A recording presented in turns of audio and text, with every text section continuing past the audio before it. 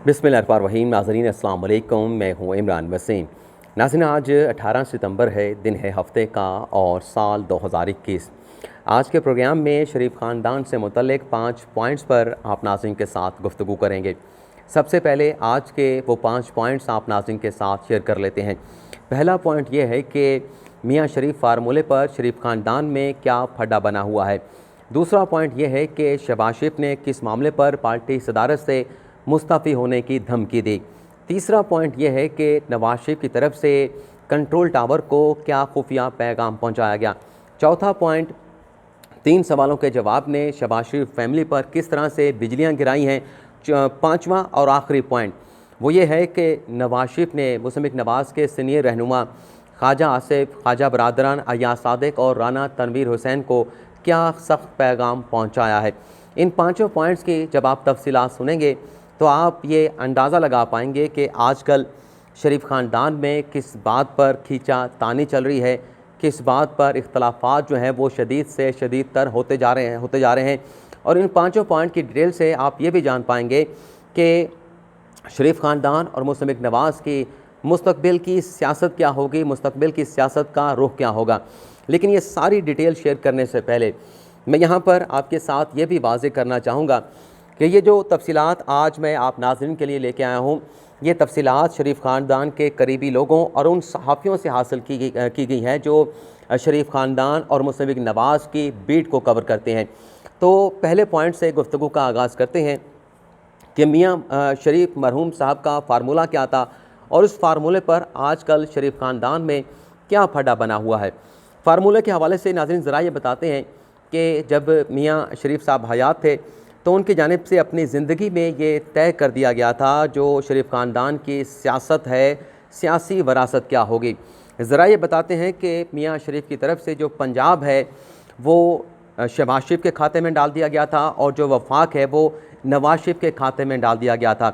Formula ये था कि जिस किसी भी इलेक्शन में मुस्तमिक नवाज़ कामयाब होती है तो पंजाब में हुकूमत बनाएंगे शहबाज शरीफ वज़ीर आला होंगे और वफाक में हुकूमत बनाएंगे नवाज शरीफ और नवाज शरीफ वज़ारत उज़्मा के उम्मीदवार होंगे। इसी तरह से फार्मूले के तहत ये जो चीज़ें तय की गई थी, ये आगे ये जो सियासी वरासत है उनके बच्चों को आगे मुंतकिल होनी थी।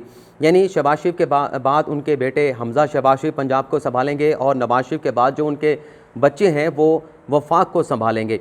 लेकिन अब चूँकि सूरत हाल ये है कि मरियम नवाज़ नैब रेफरेंस में नाहल हो चुकी हैं, इसी तरह से नवाज शरीफ भी ताहयात सियासत के लिए नाहल हो चुके हैं। तो इस सूरत हाल में मियाँ शहबाज शरीफ की ज़रा ये बताते हैं कि शदीद ख्वाहिश है कि वो वज़ीर आज़म पाकिस्तान बने और उन्होंने गाहे बगाहे अपनी इस ख्वाहिश का इजहार भी किया है। बल्कि जब वो नवाज शरीफ के साथ लंदन गए थे वहाँ पर भी सियासी वरासत पर उन्होंने नवाज शरीफ के साथ बात की थी कि आप तय करें कि मुस्तमिक नवाज़ और शरीफ ख़ानदान की आइंदा की सियासी वरासत क्या होगी, मुस्तकबिल की सियासत क्या होगी। लेकिन नवाज शरीफ ने इस बात पर कोई जवाब जो है वो शहबाज शरीफ को नहीं दिया था। लेकिन ज़रा ये बता रहे हैं कि शहबाज शरीफ क्योंकि देख रहे हैं कि 2023 के इलेक्शन में मरियम नवाज़ भी इलेक्शन नहीं लड़ सकती, नवाज शरीफ भी इलेक्शन में हिस्सा नहीं ले सकते, तो शहबाज शरीफ ये समझते हैं कि उनके लिए नादर मौका है कि वो पंजाब के साथ साथ वफाक में भी अपनी अहम ज़िम्मेदारियों पर जो है वो फाइज हो सकते हैं, वज़ीर आज़म पाकिस्तान बन सकते हैं।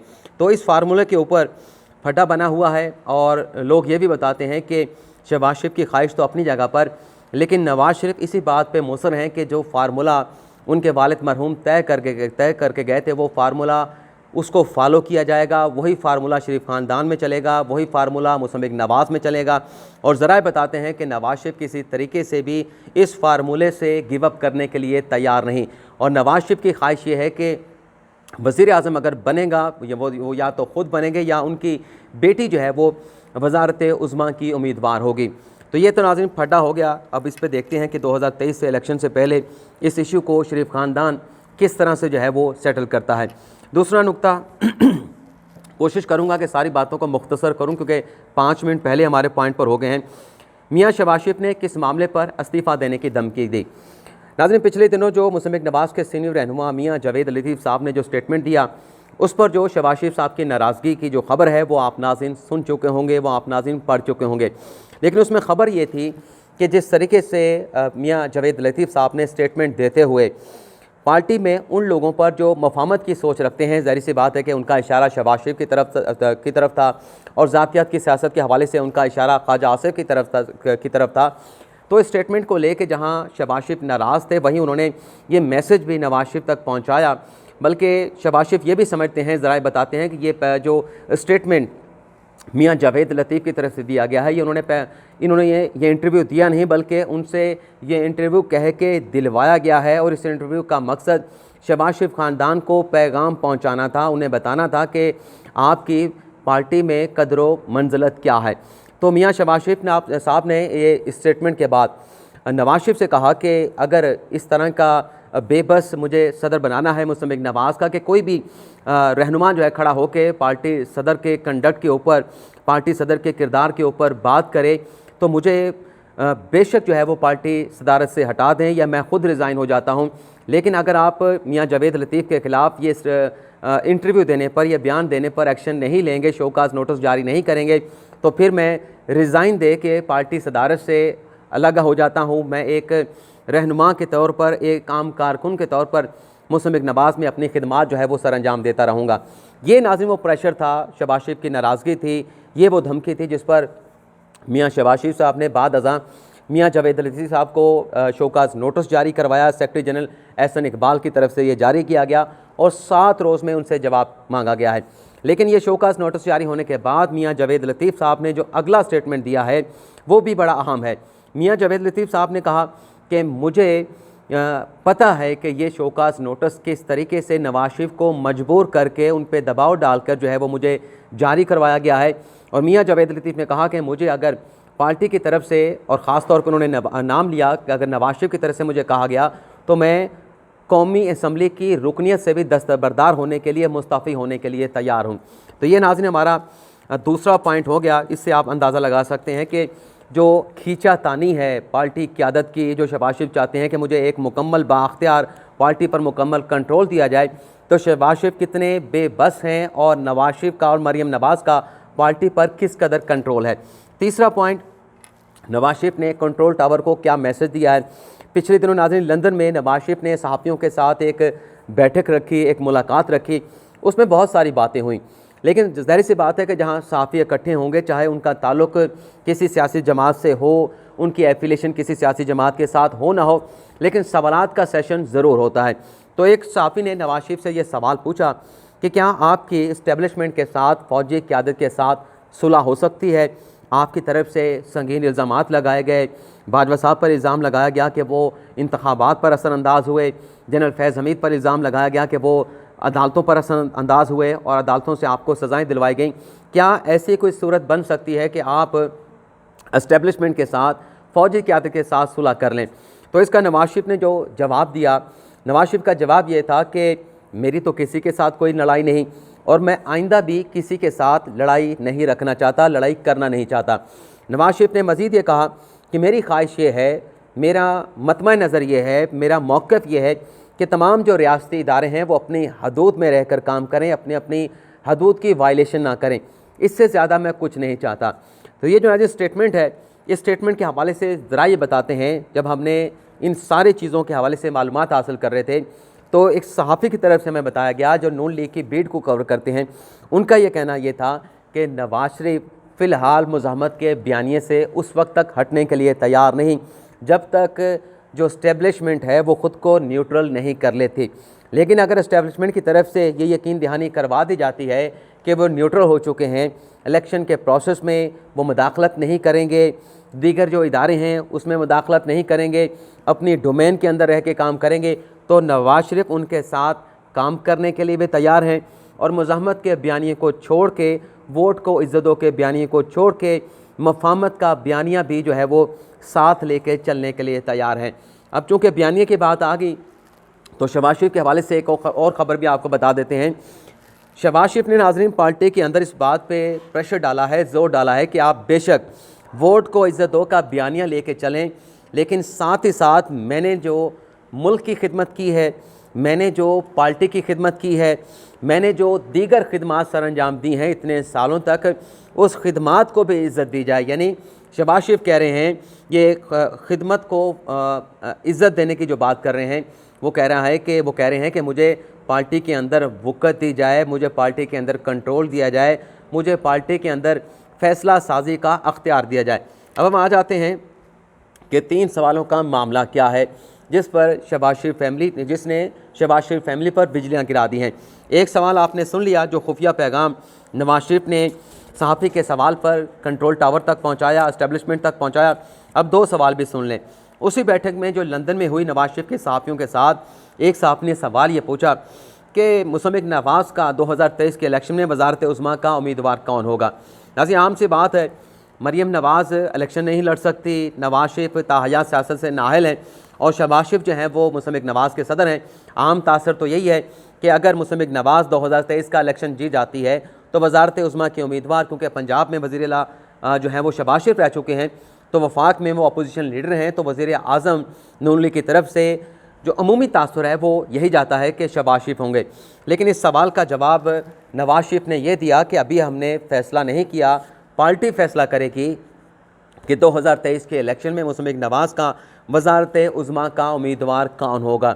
दूसरा सवाल भी आपको बता देते हैं। वैसे तीसरा सवाल है जो नवाज शरीफ से नहीं पूछा गया, बल्कि ये सवाल मरियम नवाज़ से पूछा गया था जब वो इस्लामाबाद हाई कोर्ट में अपने एवनफील्ड केस के सिलसिले में पेश हो रही थी।